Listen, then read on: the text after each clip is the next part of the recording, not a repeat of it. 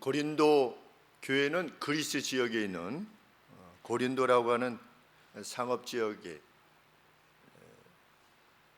위치한 도시였습니다. 그런데 그 고린도 교회는 고린도 지역에 살고 있던 성도들이 하나님을 믿어서 이제 교회를 이룬 그러한 교회가 되겠습니다. 사도 바울은 고린도 전서에서 고린도 교회 성도들에게 편지하면서 우상의 음식을 먹는 것에 대해서 매우 유연하게 행동할 수 있음을 가르쳤습니다. 우상에게 제사를 드렸던 음식이라 할지라도 그것이 누구를 이렇게 부정하게 만들지 않는다. 왜냐하면 그것들은 우상이라고 하는 것은 별것이 아니기 때문이다. 아무것도 아니기 때문이다. 그래서 그것들에게 바친 제물을 먹는 것, 그것이 사람을 더럽게 할 수 없다. 그런데 이제 단지 아주 믿음이 연약한 그들이 말할 때, 먹는 사람들의 입장에서 볼 때 믿음이 연약한, 제사 드리는 음식을 어떻게 먹을 수 있어? 라고 생각하는 사람들을 위해서 나는 먹지 않기를 원하노라, 이렇게 사도 바울이 편지한 바 있습니다. 고린도 전서 8장 4절 내용입니다. 그랬던 바울이 이번에는 이방 신전에 가서 그들과 함께 식사를 하는 문제에 있어서는 아주 강력한 어조로 금지시키고 있습니다. 1절 말씀에 우리 14절 말씀에 멍에를 같이 하지 말라 그랬습니다. 멍에라고 하는 직접적인 표현은 없는데 이렇게 은유적 표현인데 같이 묶이지 말아라 그랬습니다. be bound 그랬습니다. 이렇게 be bound with, 그래서 이렇게 우리 바인더라고 하지 않습니까? 묶는 것, 이렇게 묶어놓는 것을, 서류 묶어놓은 것을 우리 바인더라고 그러는데 그 묶여지지 말아라 그랬습니다.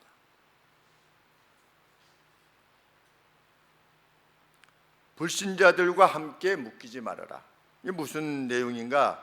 고린도 지역에는 6개의 그리스 신전이 있었다고 합니다. 우리 잘 아는 아폴로 그리고 아프로디테, 이런 신들을 비롯해서 6개 그리스 신화에 나오는 어떤 인물을 대상으로 한 그런 신전이 6개 있었고, 또 그리스 신화에 나오는 어떤 그 인물들에 관계된 형상이 20개가 있었고, 또 그들 각각을 위한 6개의 섹터가 있었다. 어느 한 지역이 그 신을 경배하는 어떤 섹터인 것입니다. 제가 캄보디아에 가서 일주일 동안 이제 지내면서, 목사님들하고 지내면서 이렇게 전도지를 나누면서 복음을 전한 적이 있는데 주변에 스님들이 많이 계시더라고요. 그래서 캄보디아가 불교국 맞구나. 야, 이게 스님이 이렇게 많이 계시구나. 스님들이 이렇게 옷 입으시고서 우리 전도하는 거 보면서 이렇게 옆으로 이렇게 지나가고 있는데 별로 이렇게 얼굴이 표정이 이게 어둡질 않아요. 그냥 그런 거보다 이렇게 지나가는데 나중에 알고 보니까 거기가 절이에요, 절. 저희가 이제 절 안에 들어가서 그러니까 이제 섹터 자체가 워낙 이 섹터가 크기 때문에 그냥 동네인 줄 알았는데 동네가 아니라 그게 절 아닌데 이제 절 안에서 저희가 이제 그 전도지를 나눠주고 하는데 그분들이 우리가 예수님을 전한지 다 압니다. 아는데도 뭐 이렇게 나가라고 뭐 이렇게 한다든지 이렇게 하지 않았습니다. 그래서 이분들은 불교를 믿으시는 분이구나. 왜? 불교 원래의 도가 자기가 부처가 되는 거 아니겠습니까? 자기가 무슨 어떤 신을 섬기는 게 아니라 자기가 심령의 깨달음을 받아서 부처의 어떤 경지에 이르게 되는 것인데 소승불교죠. 그래서 그래서 이분들 사실은 우리나라에도 그러한 절이 많지 않았습니까? 우리 어렸을 때도. 그런데 그런 말이 있었다고 합니다. 절 있는 곳에 교회 난다. 누군가를 섬길 대상을 찾는데 예수님이라는 것이 발견되면 예수님을 믿는 거죠. 저희 외 증조 할머니도 절을 지으셨었는데 저희 할머니가 먼저 외할머니께서 예수님을 믿으시고 10년간 새벽기도 엄마를 위해서 새벽기도 했습니다. 저희 외할머니도 저를 잘 섬겼던 분이었는데 예수님을 알게 돼서 이제 권사님으로 천국에 가셨는데 어머니 위해서 또 이렇게 기도하시고 그래서 이렇게 가셨습니다. 근데 그 섹터가 그렇게 큽니다. 캄보디아에 가서 보니까. 그런데 이 고린도에는 그리스 신을 섬기는 섹터가 6군데가 크게 있었다. 이렇게 역사적 기록으로 남겨져 있습니다.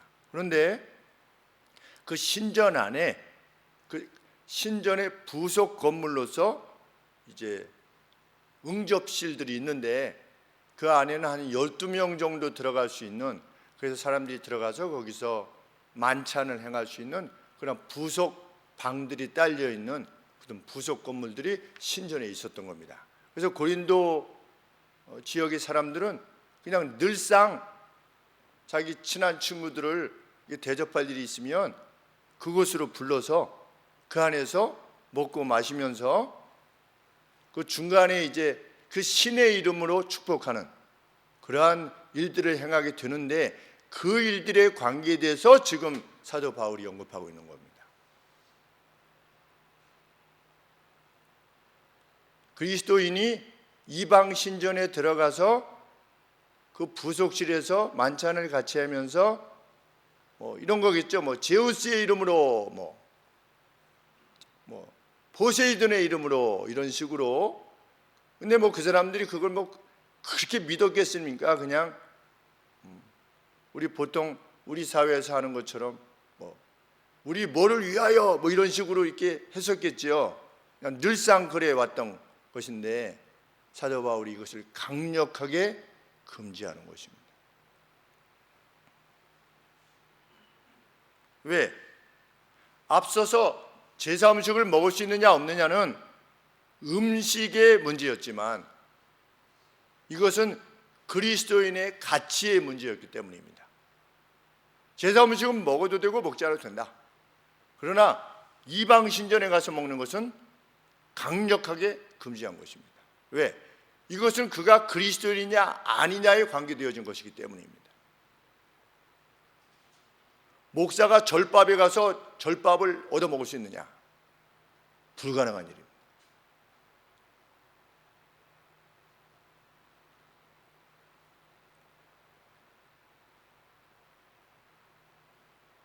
목회를 그만두신 선배 목사님께서 그렇게 말씀하신 적이 있습니다.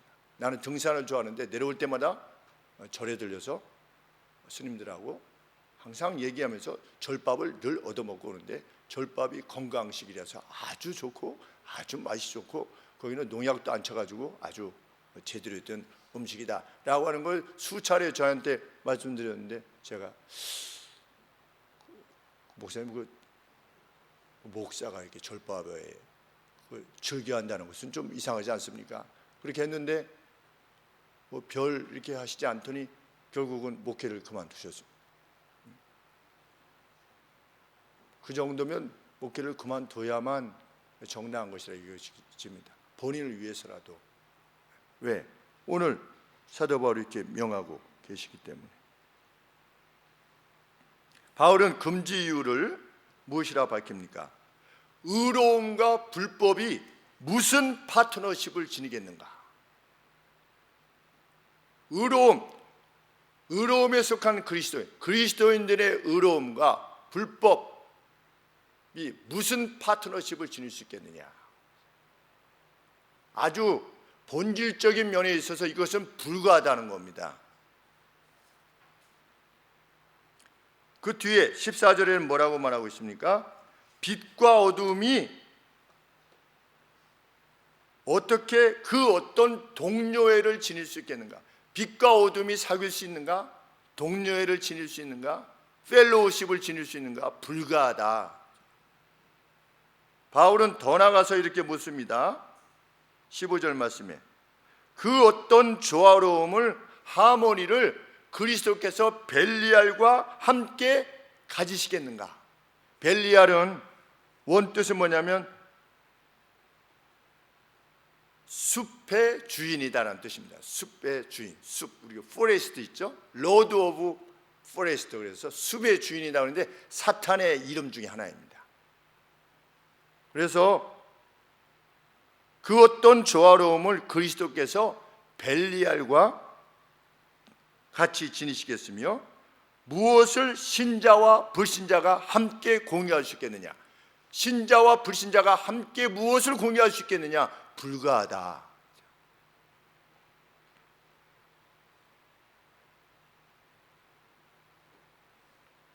이 행위가 그리스도인이냐 아니냐 하는 것을 결정할 수 있는 차원의 문제라는 것입니다. 그런 차원에서 전도사님으로 알려진 황교안 전 국무총리께서 가서 이게 하시지 않았다고 그러지 않습니까? 세상 정치는 그렇게 말할 수 있습니다. 그럼 뭐하러 갔느냐? 안 가는 게 더 나을 뻔했죠. 그리스도인이지만 정치인이 아니냐? 다니엘이 그렇게 했습니까? 그렇게 안 했습니다.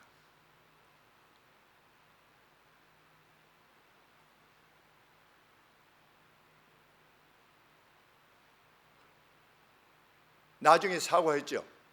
그게 사과할 일입니까? 내 신앙은 이것이다. 나는 그 신 아래서 행동하는 사람이다 라고 할 수 있는 사람이 더 국민을 위해서, 자기의 이익이 아닌 국민을 위해서 행할 수 있는 것을 드러내는 것이겠지요. 박정희 대통령이 술을 권할 때 각하 저는 그리스도인이기 때문에 술을 먹지 않습니다 라고 했던 장군처럼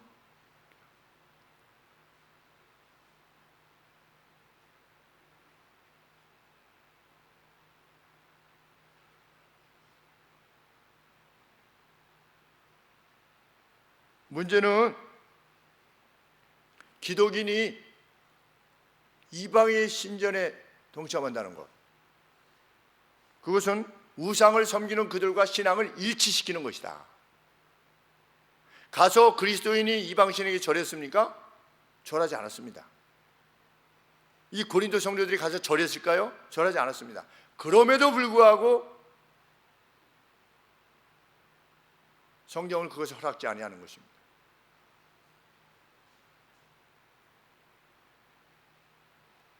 그래서 바울은 무슨 일치를 하나님의 전과 우상이 지니겠는가 이렇게 되묻는 것입니다. 무슨 일치를? 하나님의 전과, 누가 하나님의 전입니까? 너희들은 하나님의 전이다. 하나님의 템플이다. 하나님의 템플이 어떻게 우상과 일치를 지닐 수 있겠는가? 불가하다. 고린도전서 5장 9절에서 앞선 편지에서 바울은 이 말이 믿지 않는 자들과는 도무지 사귀지 말라는 말이 결코 아니다. 만일 그러려면 세상 밖으로 나가야 될 것이다. 그러니까 우리가 살아가면서 믿지 않는 사람, 불신자들의 어떤 회사에는 취직하지 않는다든지 뭐 이런 차원이, 그리고 믿지 않는 사람은 뭐 친구도 사귀지 않는다든지 이런 차원의 언급이 아니라는 겁니다. 같이 이때 분명히 구별되는 면이 있어야 된다는 겁니다. 그래야만 그가 그리스도인이라는 것입니다.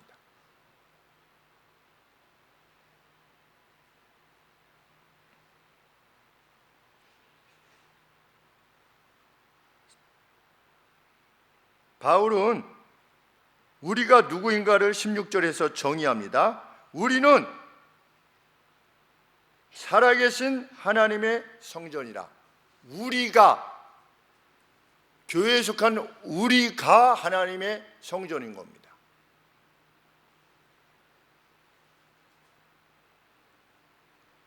우리가 하나님의 성전일 때 하나님이 어떻게 하시는 겁니까? 16절에 내가 저희들 가운데 거하며 저희들 가운데 행하여 내가 저희 하나님이 되고 저희는 나의 백성이 되리라. 이것이 우리에 대한 정의입니다. 그리스도인에 대한 정의입니다. 하나님께서 우리 안에 행하시는, 그래서 우리가 하나님의 전인, 그러한 이가 우상과 어떤 일치를 지니겠는가? 결코 그리 행할 수 없다라고 하는 것을 밝히는 것입니다. 그래서 어떤 명령을 주십니까?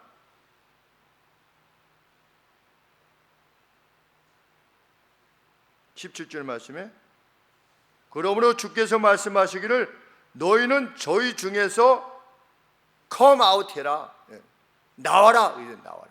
너희는 저희들 중에 나와서 따로 있고 separate 되라. 분리되라 그랬습니다. 분리되라. 어떤 점에 있어서 부정한 것을 만지지 않는 차원에 있어서 부정한 것을, 오염된 것을 만지지 말아라.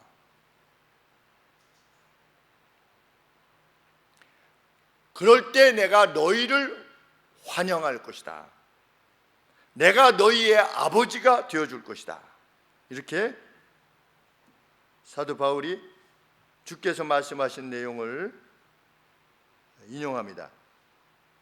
내가 너희를 영접하여 18절에 너희에게 아버지가 되고 너희는 내게 자녀가 될 것이다. 너희들이 무엇을 행할 때 저희들 가운데 나와서 분리가 되고 부정한 것을 만지지 않으려 할 때 내가 너희를 영접할 것이다. 그러면 이 부정한 것을 만지지 말라고 했을 때 신전에 가가지고 부정한 것을 이렇게 무슨 우상 단지를 만진다든지 이것을 말하는 것일까요? 그것이 아니라 영적인 오염을 말하는 것입니다. 영적인 오염. 그래서 바울이 이어서 무엇이라고 결론을 내는 것입니까? 7장 1절에 그러므로 사랑하는 자들아 이 약속을 가진 우리가, 이 약속이 무슨 약속입니까? 너희가 오염된 것으로부터 너희 자신을 지키면, 그들 가운데 나와서 너희를 지키면 어떻게 할 거다?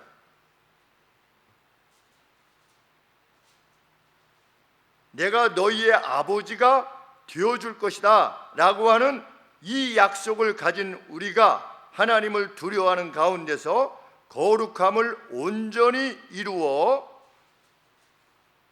육과 영의 온갖 더러운 것에서 자신을 깨끗게 하자. 결론이 무엇이 아닙니까? 6장 18절이 단지 종교적 금지 사항을 가르치는 것이라면 7장 1절에서 결론은 무엇으로 나와야 됩니까? 그러므로 신전에 가지 말아라. 이렇게 결론이 나와야 되는데 결론이 뭐라고 나오는 겁니까? 이 약속을 가진 우리가 하나님을 두려워하는 가운데 거룩함을 온전히 이루므로 육과 영의 온갖 더러운 것으로부터 자신을 깨끗게 하자. 달리 말하면 이 우상의 전에 가는 문제가 무엇과 관계된 것이라는 겁니까? 자기 자신을 온갖 종류의 영과 육의 더러움으로부터 깨끗게 하는 일환으로서 가지 말아야 된다는 겁니다. 왜? 우리는 세상 속에 살되 세상과 분리된 사람으로 살아야 되기 때문에 그런 차원에서 신전에 가는 것이 허락되지 않는다는 것입니다. 약속은 무엇입니까? 그렇게 할 때 누가 함께 해주시겠다? 18절 하반절에 전능하신 주의 말씀이라. 전능자이신 하나님께서 함께 해주시겠다. 무엇을 할 때? 육과 영의 온갖 더러운 것으로부터 자신을 깨끗게 할 때 전능자이신 하나님께서 우리의 아버지가 되어주시겠다. 전능자이심을 언급하는 이유는 무엇입니까? 우리가 주 안에서 소원하는 것들을 이루실 분으로, 그것을 행하실 분으로 함께 역사해 주시겠다는 것입니다. 아버지로서. 전능자가 우리의 아버지가 되는 겁니다. 무엇을 할 때? 세상으로부터 나와서 그들과 분리되어 있을 때.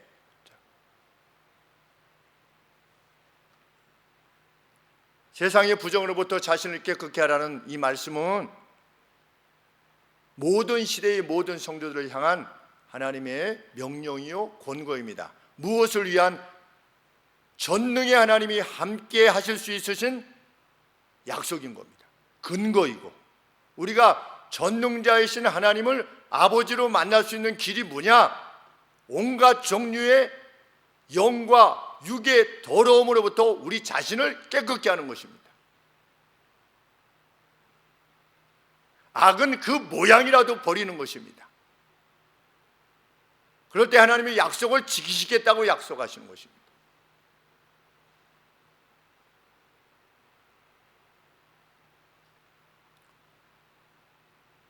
우리가 나와야만 되는 하나님의 가치와 멀어져 있는 세상의 가치는 어떤 것일 수 있겠습니까? 오늘 신전에 가는 사람이 누가 있습니까? 우리랑 더 이상 관계없는 본문이 아니라 정말 우리의 육과 영의 깨끗함을 위해서 우리가 이식해야만 하는 세상의 더러움은 무엇입니까? 오늘 자기 공동체에 대한 헌신을 말하는 사람은 이제 바보가 된 세상입니다. 그것이 세상의 가치입니다. 자기가 속해 있는 공동체를 위해서 희생하고 헌신하는 것, 누군가 그렇게 한다면 그는 바보일 뿐입니다.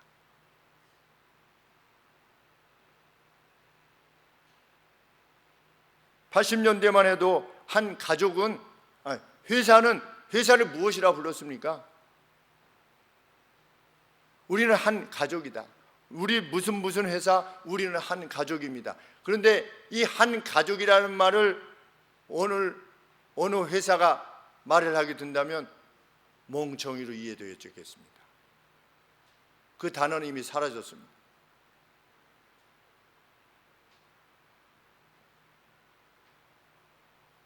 누구라도 행복의 유일한 동인으로 삼는 것은 자기 이익일 뿐입니다.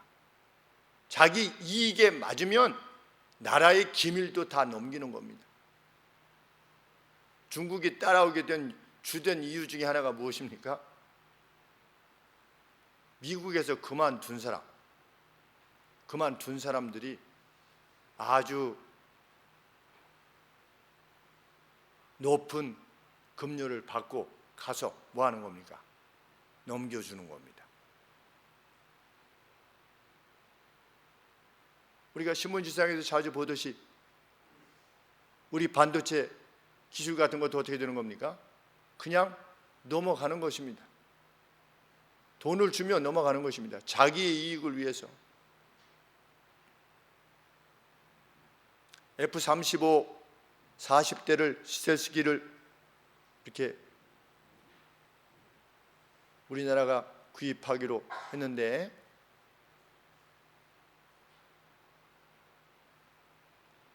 이스라엘은 F-35가 아니라 F-15를 산답니다. F-35가 더 최신의 전투기 같고 이렇게 하는데, 그래서 어떤 그 방송을 보니까 A-탱기라고 우리 탱크를 공격하는 그 비행기가 있습니다. 탱크만 공격하는, 지상에 있는 근접 지원하는 이제 그런 비행기가 있는데, 그 비행기를 제작한 분이 그런 이야기를 쭉 이야기하는 겁니다. F-35가 정말 가장 뛰어난 기능을 지닌 비행기라고 말하는 것은 돈을 원하는 미국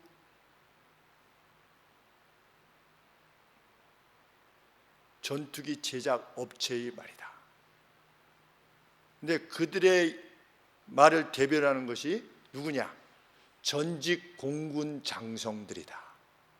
그래서 미국도 공군 장성의 별들이 은퇴하면 90% 이상이 방산업체로 불려간답니다. 그러면 그 방산업체를 위해서 로비를 하는 것이죠. 그래서 이 에이탱기를 만든 분의 입장에서 보면 그것이 폭격도 하고 전투도 하고 이런 것을 동시에 할 수 있는 비행기를 만든다는 것은 어불성설이라는 것입니다. 그래서 뭐라고 말하냐면 그 비싼 비행기가 단지 폭탄 2발만 달고 날아가는 것이 얼마나 비효율적이냐 이렇게 말할 정도로. 그러니까 이 안에다가 이 스트레스기니까 이 안에다가 바깥에 무장이 되어 있으면 이 레이더가 걸리니까 전부 다 안으로 넣어야만 된다는 거죠, 무장을.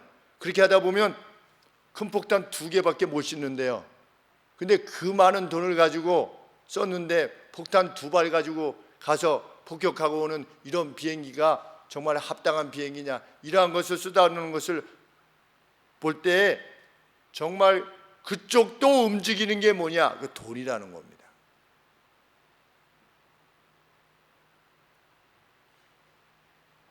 사람들이 행동할 때 무엇을 위해서 행동하는가? 돈입니다.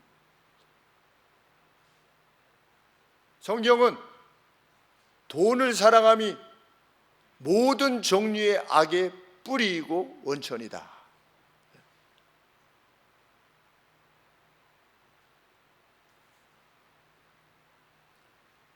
사도가 전하는 주님의 명령은 이것입니다.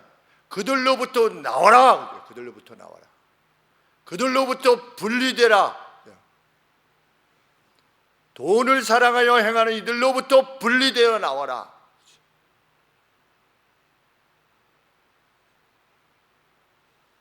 우리는 돈을 사랑하는로부터 분리되어 나와 있는 이들 같이 행동하고 있는가를 살펴야 되겠습니다.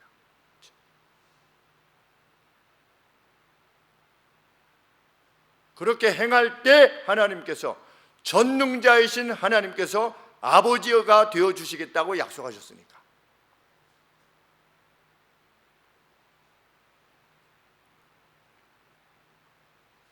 성윤리도 다 무너져 있지 않습니까? 동성애뿐만 아니라, 동성애의 문제뿐 아니라, 제가 어제 의정부에 있는 목사님하고 같이 말씀을 나눴습니다. 동성애가 죄다라고 말하는 것에 대해서 재가를 물리겠다라고 법안을 위반한 53명의 국회의원이 있다. 그리스도인은 다른 문제들에 있어서는 그래도 좀 유연할 수 있다. 그러나 하나님께서 명백하게 명하신 바에 대해서 그것을 법적으로 제재하겠다고 하는 이에게 표를 던지는 것은 나는 죄라고 생각한다.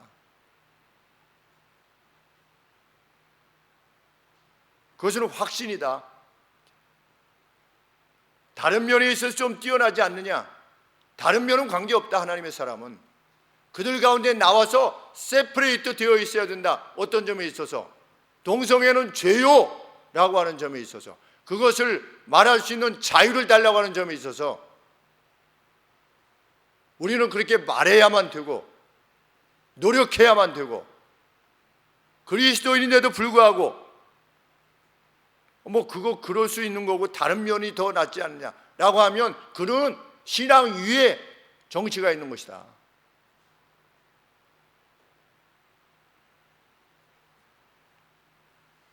동성애뿐만 아니라 본 부인을 놓아두고 다른 여인과 동거하면서 버젓이 행하는 재벌 총수들이 있음에도 불구하고 이 사회는 아무런 말도 하지 않는 것입니다. 뻔뻔하게 어떻게 나와서 그들이 어떻게 손을 잡고 교회에 갈 수 있습니까? 그리고 교회는 그런 이들에 대해서 전혀 권증도 행하지 아니하는, 그 누군가 교회에 안수 집사인지 장로인 자가 교회 절에 가서 그들을 경배하는, 엎드려서 경배하는, 그런데도 불구하고 그 교회에서 아무 권증도 행하지 아니하는, 이거는 신전에 가서 식사를 하는 것조차도 하나님께서 명백하게 금하셨는데도 불구하고 그 누가 가서 이렇게 했을 때 권력자에 대해서는 말하지 않는 것입니다. 너희는 그 가운데 나오라. 너희는 그러한 부정 가운데서 분리되어라. 너희가 하나님의 자녀이고자 하느냐? 분리되어 나와라.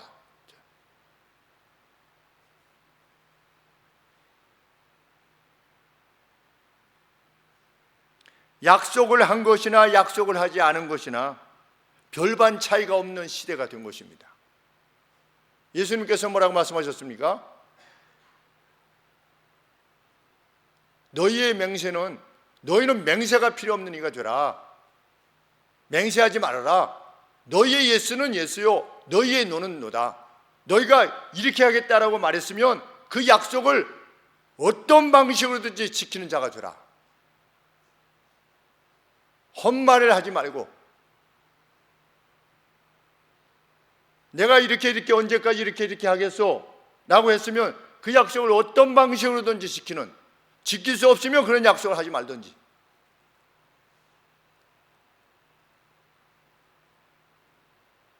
그것은 부정이라는 것이지요. 성경이 말하는 너희들이 나와야 되는 부정.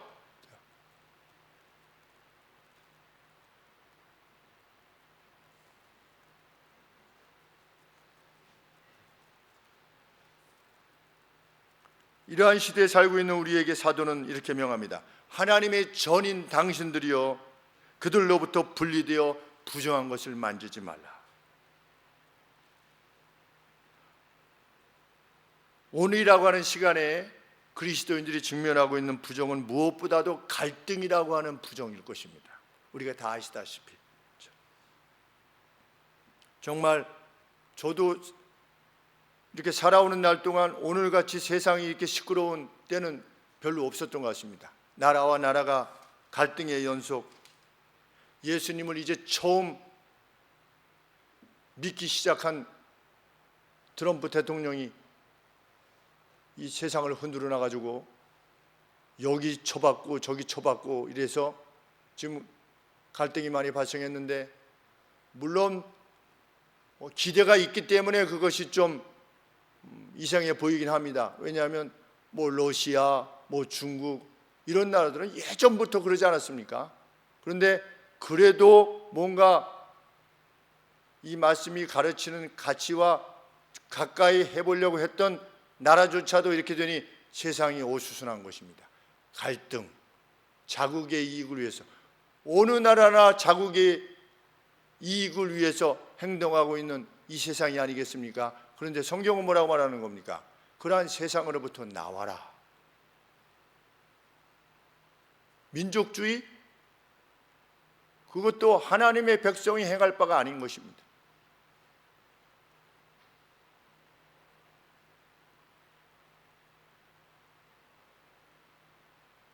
세상은 갈등을 유발해서 자국의 이익을 추구하고 정권의 이익을 추구하고 또 개인의 이익을 위해서라면 신의도 필요 없고 과거의 우애도 필요 없고 그것도 개의치 않는 그러한 시대가 되었습니다. 너희는 나와라. 요새 신문에 많이 나오지 않습니까? 눈에는 눈, 이에는 이 성경 말씀을 인용해서 그 성경 말씀이 복수하지 말라라고 하는 말씀임에도 불구하고 본질을 알아채지 못한 세상이 하나님의 말씀을 인용해서 눈에는 눈, 이에는 이 라고 말하면서 심지어 그리스도인들까지 부안해동하게 합니다. 그 갈등에 같이 동참케 합니다. 하려 합니다. 성경은 갈등, 나뉜, 분열, 이것이 누가 하는 것이다? 마귀가 하는 것이다 그랬습니다. 너희의 싸움은 혈과 육에 속한 것이 아니요 공중의 권세 잡은 원수 마귀와의 싸움이다 라고 하는 것을 있는 한 믿는 사람들도 갈등에 휘말리게 될 것입니다.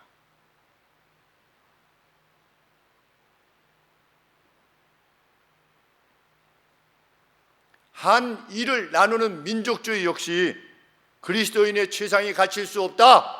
이것이 성경의 가르침 아니겠습니까? 이스라엘 사람들은 자기들만이 구원을 얻는다고 생각했죠. 자국 이익이 아니겠습니까? 오늘날로 치면. 그러나 복음은 이방을 향해 갔습니다.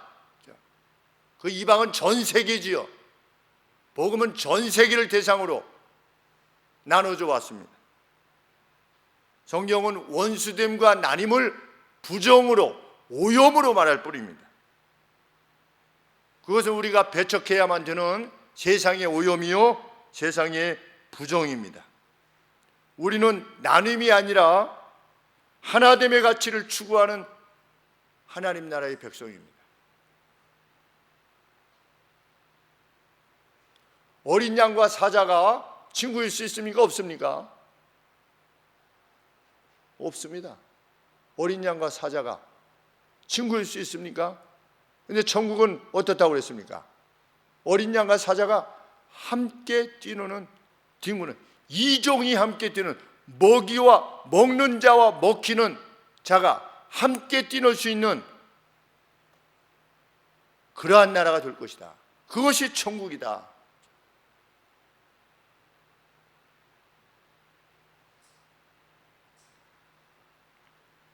제가 오늘 이 칼럼란에 적어 놓았습니다. 옮겨 놓았습니다.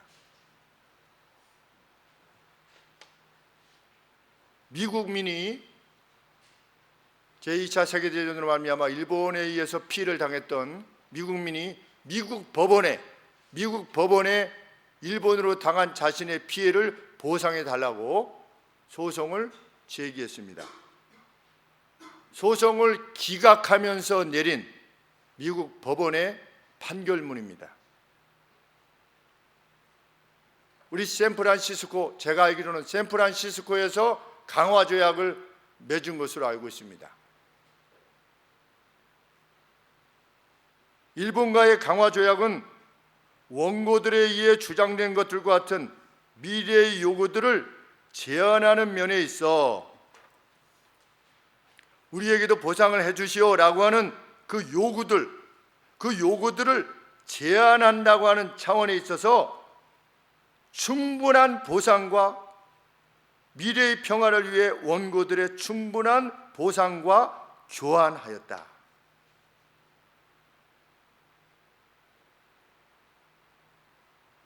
그러니까 앞으로 어떤 양국 간의 또는 미국 자체의 어떤 평화, 이것을 오늘로 치면 우리 한일 간의 미래의 평화를 위해서 원고들의 충분한 보상과 교환하였다. 이게 무슨 말일까요? 미국과 일본이 서로 자유민주주의의 자유를 존중하는 나라로서의 공동의 번영을 나간다라고 하는 미래의 번영이라고 하는 이 차원에 있어서 그러한 보상과 교환하였다는 겁니다. 당신들이 고통받은 것, 참 이것이 충분하지 않다는 것을 알면서도 당신의 고통을 갚지 않는다는 차원이 아니라 당신들 충분히 받지 않았어 라고 하는 것이 아니라 어떤 동맹으로서 이제 새롭게 설린 우호로 함께 나가는 공동의 번영을 위해서 당신들이 그 희생이 그 씨앗이 되어 주었다면 그것으로서 당신들이 충분히 보상받았다라고 여겨줄 수 있지 않겠소? 라고 하는 것입니다. 여기서 다시 문제를 일으켜서 그동안에 우리가 가까이 왔던 그 2000년에 내린 적이니까 어떤 갈등이 발생해서 양국의 어떤 괴로움이 이렇게 발생하고 갈등이 발생하고 이렇게 하는 것보다는 당신들이 그래도 나의 수고와 희생이 그래도 우리나라를 비롯해서 이 일본이라고 하는 나라의 번영을 위해 필요한 것이라면 지금 굳이 이것을 꺼내지 않으므로 양국이 평화롭게 나가게끔 하는 것이 더 합당하지 않겠습니까? 라고 하는 판사의 호소지요.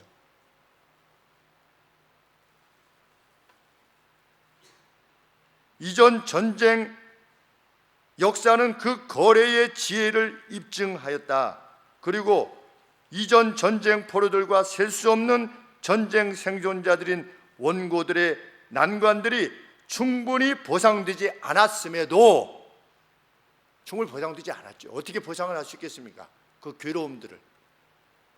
자유로운 사회와 좀 더 평화로운 세상에서의 그들 자신들과 그들의 셀 수 없는 생의 풍부함이 그 빚을 지불하였다.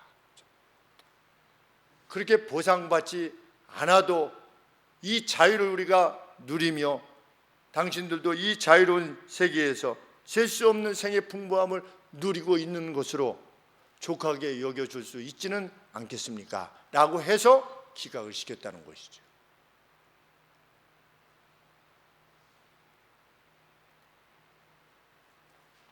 이것이 무슨 법적인 배상이겠습니까? 실은 지금 한일 간의 갈등도 이게 배상이냐 보상이냐. 보상은 합법적인 행위로 말미암아 요구되어지는, 합법적인 행위를 했는데 그것으로 인해서 나중에 사람이 요구할 수 있는 것을 그걸 보상이라고 하고, 불법적인 행위를 한 것에 대해서 달라고 하는 것을 배상이라고 한답니다. 우리나라 국내법에서는. 근데 일본은 그렇게 생각하지 않는 것이죠. 왜? 국제 관례적으로는 배상과 보상이 따로 있지 않다라고 하니까. 물론 그들이 다른 나라에 대해서 어떻게 행했는지 모르겠지만 여하간에 서로 간에 이 갈등이 첨예화되고 있을 때 우리 그리스도인들은 무엇을 위해서 행해야 되느냐?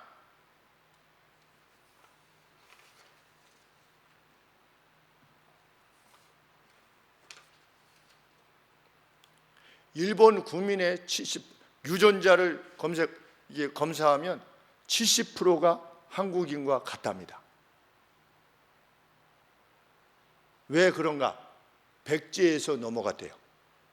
백제에서 넘어갔던 우리나라 사람들 때문에. 실은 그러니까 그들 가운데 우리 피가 많이 섞인 것이죠. 그런데 홋카이도는 다른 종족이 사는데 거기는 유전자가 10%만 같은 겁니다.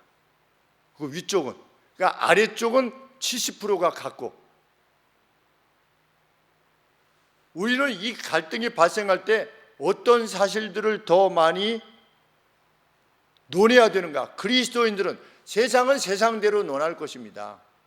이 법이 옳은가 저 법이 옳은가에 대해서 세상이 그렇게 하는 것을 우리가 막을 수 없습니다. 그러나 우리는 무엇을 해야 되는 것인가? 우리가 어떻게 하나일 수 있는가에 대해서 말하고 행동하는 것이 우리 몫입니다. 너희는 세상으로부터 나와라. 우리는 누구의 후손입니까? 궁극적으로는 일본 사람이나 한국 사람이나 아담과 하와의 후손입니다. 우리는 정말 그것을 믿는 사람입니다. 우리는 누구의 후손입니까? 또한 노아의 후손입니다.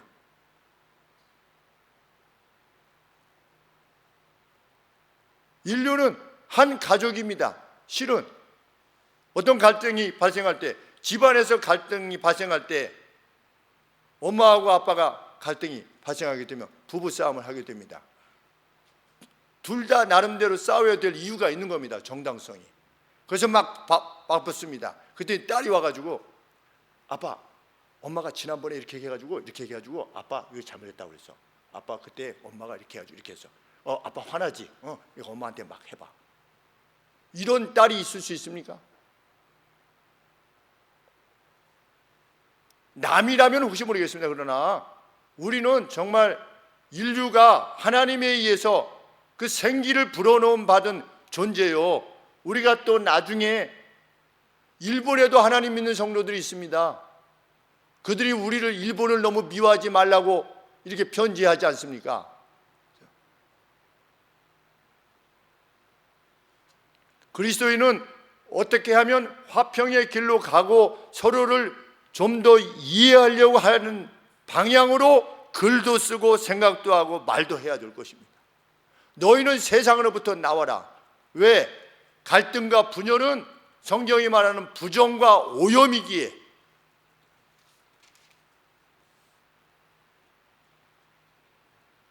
우리는 무엇을 말해야 됩니까?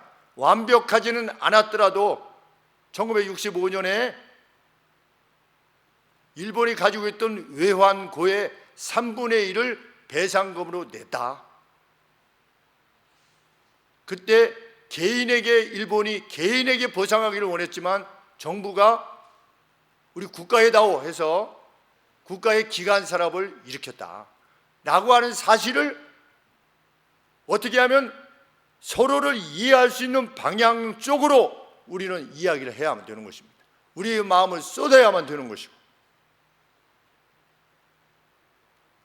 그것이 완벽하지는 않았더라도 그때 국가가 대신해서 받았던 것이 미안하였기에 1975년에 91억 원을 그분들에게 위로금으로 지불했고, 다시 2015년에 6,184억 원을 우리나라 정부가 노무현 대통령 계실 때 지원했다. 왜? 개인에게 했어야 되는데 그때 65년에 우리나라가 국가가 받아가지고 기간산업을 일으키는 그때에 국가가 받았으니 이제 국가가 어느 정도 힘을 얻게 되었으니 위로하는 것으로 이렇게 주었다라고 하는 면도 우리가 떠올리고 생각을 해야만 된다는 것이죠. 그때 개인적인 배상이 다 이루어진 것이냐라고 하는 것이 관점이 아니겠습니까? 그런데 2005년에 8월에 한일 회담을 열었을 때 이해찬 위원장과 문재인 위원 등으로 구성된 민간 공동위원회가 뭐라고 최종적 결론을 냈느냐? 청구권 협정을 통해 일본으로부터 받은 무상 3억 불은 국가로서 갖는 청구권, 강제 동원 피해 보상 문제 해결 성격의 자금 등이 포괄적으로 감안되어 있다고 보아야 할 것이라고 했다는 점, 그것이 최종 결론이었습니다. 강제 동원 피해 보상 문제 해결 성격의 자금 등이 포괄적으로 감안되어 있다라고 보아야 한다. 이것이 그때 내렸던 결론이라고 하는 점도 어느 한쪽만 말하는 것이 아니라, 어떻게 하면 우리가 이 말을 하면 상대에게 약점을 잡히지 않는가라고 하는 차원이 아니라 정직하게 일본도 일본대로 지식인이요 양심적인 사람들이 그렇게 해야만 되겠지요. 세상은 세상대로 그렇게 하지만 우리는 우리 안에 갈등이라고 하는 오염, 세상의 가치, 이것으로부터 자유해야 돼요. 자유하기 위해 노력해야만 되는 것입니다.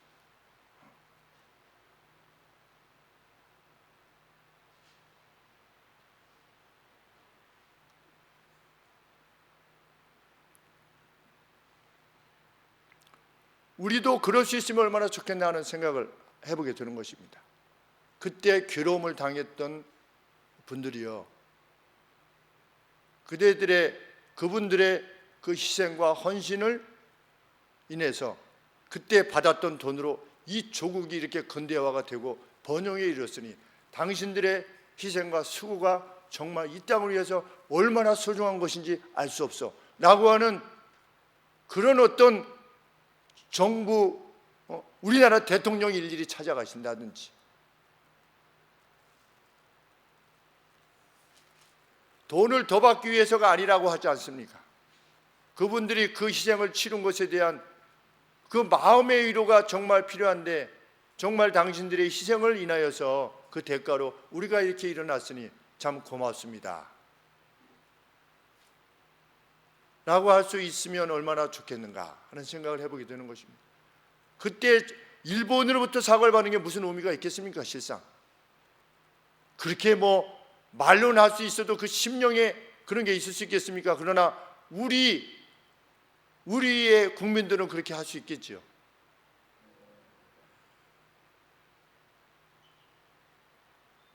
누군가 말할지 모릅니다. 너는 대한민국 국민이 아니냐?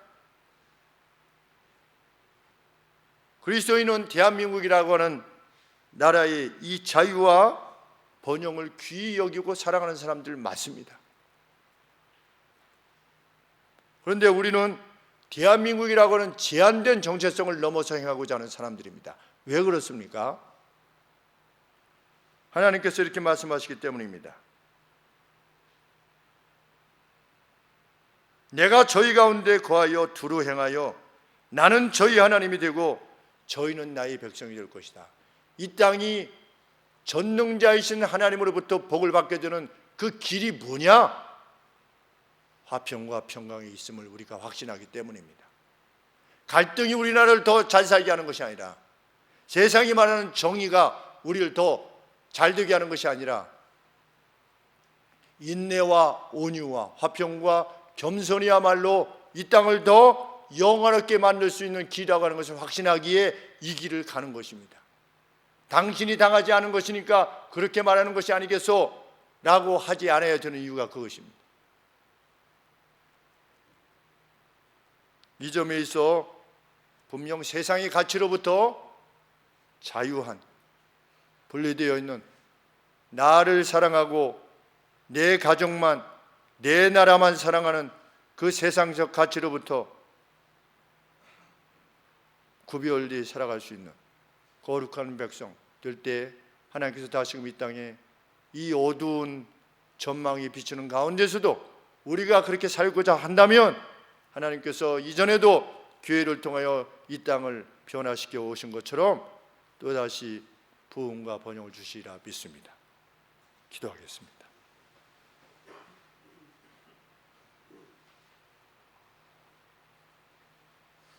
평강의 왕이라 불리시는 주님, 주님은 피 흘리시기까지 매 맞고 시험에 뽑히시고 채찍질을 당하셨지만 용서를 구하셨습니다. 저들의 죄를 저들에게 돌리지 말기를 간절히 원하셨습니다.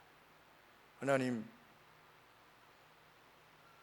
저희들의 심령이 그 평강을 빼앗기지 않게 하여 주시고 어찌하였든지 사랑을 향하여서 나아가고 말하고 행동하게 하여 주시옵소서. 진실로 갈등이 폭발하는 시기에 저희들 살아가고 있습니다. 하나님 긍휼히 여겨 주시고 세상의 물결에 휩싸이지 않게 해주시고 그들로부터 나와 구별된 자로 사는 저희들 되게 하여 주시기를 소원합니다. 하나님, 이 땅이 참으로 어렵다는 말을 듣습니다. 경제, 사회, 문화, 국방의 모든 면들에 있어서 후퇴의 후퇴를 거듭하고 있는 것으로 여겨집니다. 하나님, 백성들의 마음을 위로하여 주시고 정말 하나님을 섬기는, 주로 섬기는 저희들이 먼저 하나님 앞에 온전하기 위하여 우리의 심령과 육을 깨끗하게 하기 위하여 온 힘을 기울이게 하여 주시옵소서. 예수님의 이름으로 기도합나이다. 아멘.